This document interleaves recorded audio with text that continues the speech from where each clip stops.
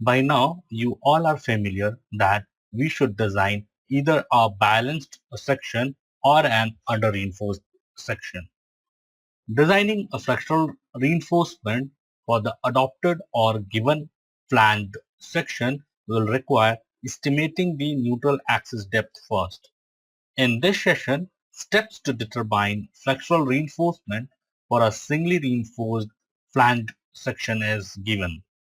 These steps have been used to solve three problems. I assume that the flanged section analysis is clear to you. If not, watch earlier videos or read some good textbooks before you start this session. If mu is the applied design moment or ultimate moment for a given flange beam section with known dimensions, that is width of web, effective depth, the effective width of flange is known, then here we have to estimate the flexural reinforcement that needs to be provided in the given flange section to develop moment resistant capacity greater than or equal to the applied moment. The moment of resistance capacity will depend upon the location of neutral axis, and its location is determined considering the applied moment. Since we are uncertain about neutral axis possible location, we believe that if the applied moment is more, the neutral axis depth will also be more. So we will start by assuming neutral axis depth location by equating with the depth of flange. Now we will compute the moment of resistance when neutral axis equals depth of flange df by this formula. This formula is coming from case 1 of the analysis of a flanged beam. Now suppose this moment of resistance mu df is greater than the applied ultimate moment mu. This will indicate that we can reduce the assumed neutral axis depth to develop a moment of resistance equal to that of the applied ultimate moment. That is, neutral axis depth xu is less than depth of flange, or you can say neutral axis is lying in the flange. So it's very important you please see the formula, like we have mu depth of flange which is greater than applied moment. Okay, now if I want to reduce, I want to reduce xu value also. So if I'm reducing xu value, it means my xu is less than depth of flange, or my depth of flange is greater than the neutral axis depth. So we can now compute the neutral axis depth by equating the applied ultimate moment with this moment resisting capacity formula. We derived this formula in earlier videos, and this comes from case 1 when neutral axis lies in the flange. So again, I assume you are familiar with the same, but if you are not, you may watch earlier videos or read about flange beam sections. Solving this equation will result in a quadratic equation. Once you compute neutral axis depth, you will be able to decide whether the section will be designed as singly reinforced or doubly reinforced flange beam section. Suppose neutral axis depth xu is less than equal to limiting neutral axis depth xu max. In that case, the section will be singly reinforced, and flexural reinforcement can be computed by equating the total compression force developing in the section with the total tension force expected to develop in the reinforcement. Suppose this condition, that is moment of resistance mu df greater than applied ultimate moment mu is not true. Then it means neutral axis will lie in the web. So we'll move to step 2 for computing flexural reinforcement. Here we will assume neutral axis depth equals 7 by 3 times the depth of flange df. It means that the rectangular part of the concrete stress block exactly lies in the flange part. Now, this case is coming under first subpart case of case 2. In this case, we will apply the formula to compute the compressive force in the web and compressive force in the flange given by the formula here, that is CUW RF and CUF RF. So RF here is indicating the rectangular part of the stress block is lying in the flange. Next, we will compute moment of resistance capacity MURF corresponding to this revised neutral axis depth, which we have taken as 7 by 3 times depth of flange. If MURF is less than the applied design moment or ultimate moment, it means that we have to increase the moment resistance capacity MURF so that it equals the ultimate moment which is going to act on the beam. Now this is possible when we have or when we assume neutral axis depth more than the assumed depth, which is considered as 7 by 3 times depth of flange. Thus, we can interpret that to get moment resistance capacity equal to or greater than mu, the depth of flange has to be less than 3 by 7 times the neutral axis depth. Now we can apply the moment of resistance formula when neutral axis lies in the web with the depth of flange less than equal to 3 by 7 times neutral axis depth xu. The compression force in the web part CUW is computed using the formula given here, and that in the flange CUF is computed using this formula. These two forces are multiplied with respective lever arm and are summed up to get the moment of resistance. This is equated to applied design moment, and solving this equation will result in a quadratic equation. Once neutral axis depth is computed, we will be able to decide whether the section will be designed as a singly reinforced or a doubly reinforced flange beam section. Suppose a neutral axis depth is less than equal to limiting neutral axis depth xu max. In that case, the section will be singly reinforced, and flexural reinforcement can be computed by equating the total compression force developing in the section with the total tension force expected to develop in the reinforcement. The total compression force is the sum of compression force in the web CUW and compression force in flange CUF. Tension force in steel is 0.87 Fy times AST. We can equate this compression force and tension force to get the flexural reinforcement quantity. Suppose this condition, that is the moment of resistance MURF less than the applied ultimate moment MU, is not true, then it means that the depth of rectangular part of concrete stress block is less than the depth of flange. So we will move to step 3 for computing flexural reinforcement. Well, it is ascertained now that for developing moment of resistance greater than equal to applied design moment mu, neutral axis depth will correspond to case depth of flange less than xu, and depth of flange is greater than 3 by 7 times neutral axis depth xu. We will apply the moment of resistance formula corresponding to this case and equate with applied design moment to get the neutral axis depth. The compression force in the web part CUW and that in flange part CUF is given here. The reduced thickness of flange YF is given as 0.15 times XU plus 0.65 times depth of flange df. Once neutral axis depth is computed, it must be checked that the reduced flange thickness yf is less than equal to the flange depth.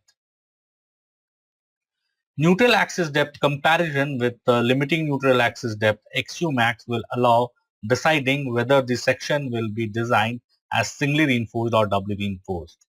Suppose the neutral axis depth xu is less than equal to limiting neutral axis depth xu max.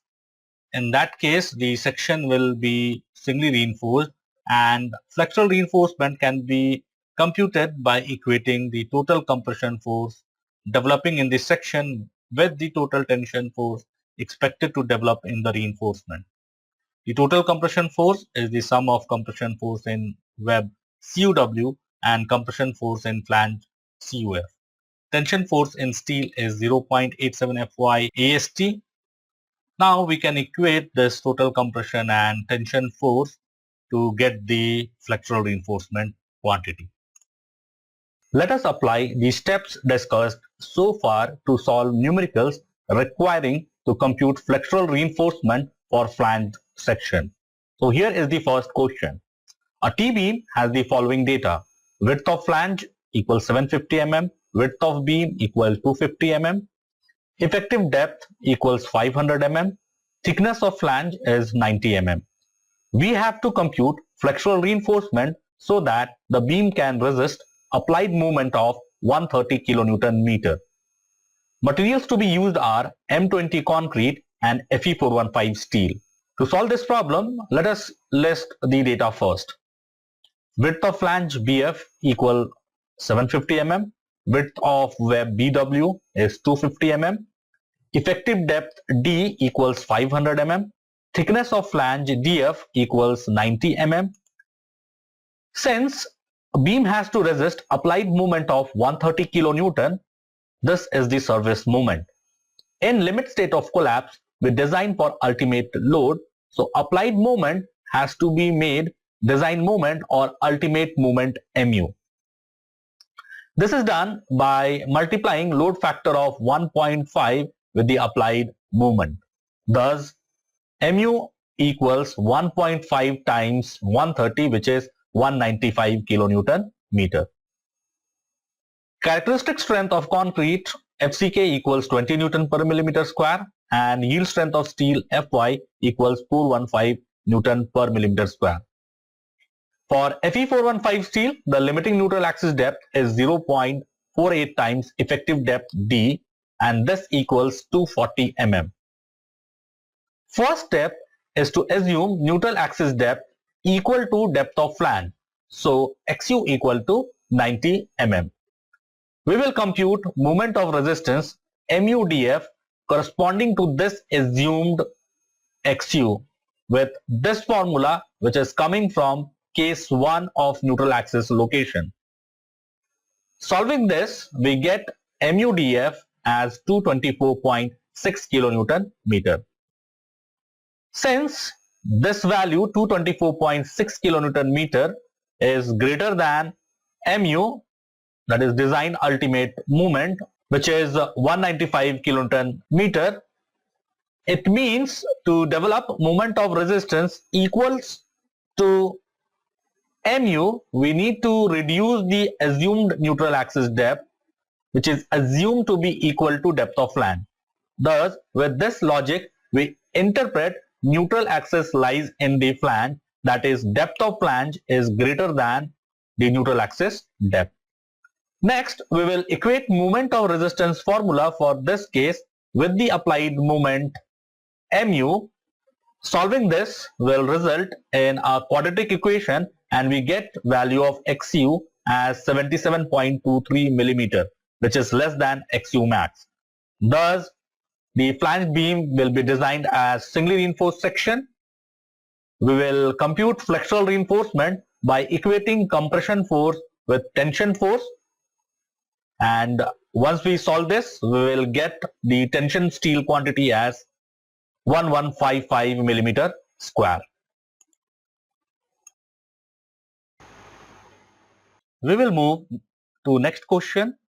It is asked here to redesign the first question with an applied moment of 230 kilonewton meter. All the data is same except the ultimate moment or design moment for which the beam will be designed. This is arrived by multiplying load factor to the applied moment, and this comes as 345 kilonewton meter. We had already solved in step 1 from the previous problem, and we computed MUDF as 224.6 kilonewton meter. We find this value to be less than the ultimate moment, which is 345 kilonewton meter. So we will move to step 2 as XU has to be more than assumed value. And we now revise this assumed neutral axis depth as 7 by 3 times depth of flange. We will now apply formula for the case XU lies in web with depth of flange less than equal to 3 by 7 times neutral axis depth. The compression force in web and flange is computed, and MURF is calculated by summing up moment from web part and moment from flange part. We get MURF as 339.4 kilonewton meter. We find this value less than the design moment, which is 345 kilonewton meter. It means we have to increase MURF to 345 kilonewton meter by assuming XU more than 7 by 3 times depth of flange DF. Thus, with this logic, we ascertain that the rectangular part of stress block is greater than flange thickness. Now, we can apply formula for case depth of flange less than XU and depth of flange less than equal to 3 by 7 times XU. Applied design moment is equated with moment of resistance for this case, and simplifying this will give a quadratic equation. Solving this gives value of XU as 218.8 mm, which is less than limiting neutral axis depth. Thus, section will be designed as singly reinforced section. We will compute flexural reinforcement by equating compression force with tension force. Solving this, we will get the tension steel quantity as 2212.55 millimeter square. Here is the last question. It is asked to redesign again the first question for an applied moment of 196 kilonewton meter. All the data is same except the ultimate moment or design moment for which beam has to be designed.